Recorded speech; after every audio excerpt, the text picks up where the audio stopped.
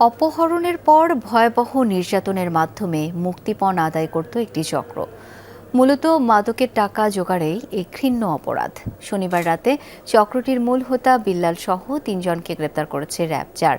সংস্থাটি জানায়, অপহৃতদের দারুস সালামের একটি পরিত্যক্ত ভবনে আটকে রেখে নির্যাতন চালানো হতো। সিলন টি রপ্তানিতে শীর্ষে। অপহরণের পর গভীর রাতে বিকাশের দোকান থেকে মুক্তিপণের টাকা তুলছে চক্রটির মূল হোতা বিল্লাল। পুরো ঘটনায় ধরা পড়ে সিসি ক্যামেরায়। গত ৭ জুলাই রাত 12:30 নাগাদ রাজধানীর কল্যাণপুর বাস স্ট্যান্ড থেকে এক ব্যবসায়ী এবং তার ছেলেকে অপহরণ করা হয়। মুক্তিপণ চাওয়া হয় ৫ লাখ টাকা। পরে একটি পরিত্যক্ত ভবনে নিয়ে সন্তানের সামনেই বাবার উপর চালানো হয় নির্মম নির্যাতন। তাতে ভুক্তভোগীর পরিবার ৫০,০০০ টাকা মুক্তিপণ দিতে বাধ্য হয়।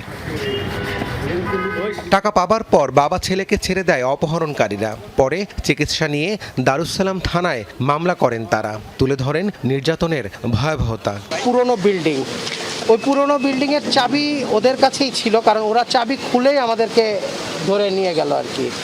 নিয়ে যাওয়ার পরে উপরে ৫ কি ৬ তলা, মানে এখনও ওইভাবে মনে করতে পারতেছি না, এরকমই হবে ৫-৬ তলা। ছেলে এসে লাঠি এতটুকু দিয়ে প্রচণ্ড মার।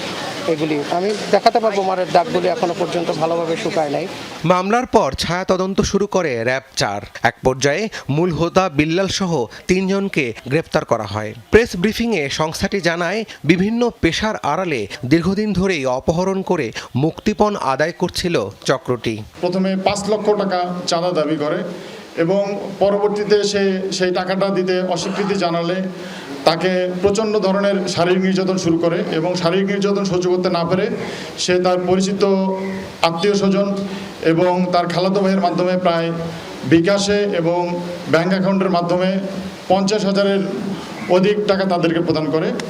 এবং আসামিরা, এই যে আমাদের যে ঘটনার অভিযুক্ত, তারা ভিকটিমকে এরপরে হুমকি দেয় এই ঘটনা কোনো আইনশৃঙ্খলা বাহিনী বা অন্য কাউকে না জানাতে। র্যাব আরও জানায়, গ্রেফতারকৃত ব্যক্তিদের বিরুদ্ধে মাদক, ছিনতাই সহ বিভিন্ন অপরাধে একাধিক মামলা রয়েছে। চক্রটির অন্য সদস্যদের গ্রেফতারে অভিযান অব্যাহত। মাদক, চাঁদাবাজির এবং এই অপহরণের কয়েকটি মামলা আমরা পেয়েছি। রাব্বি সিদ্দিকী, যমুনা নিউজ, ঢাকা।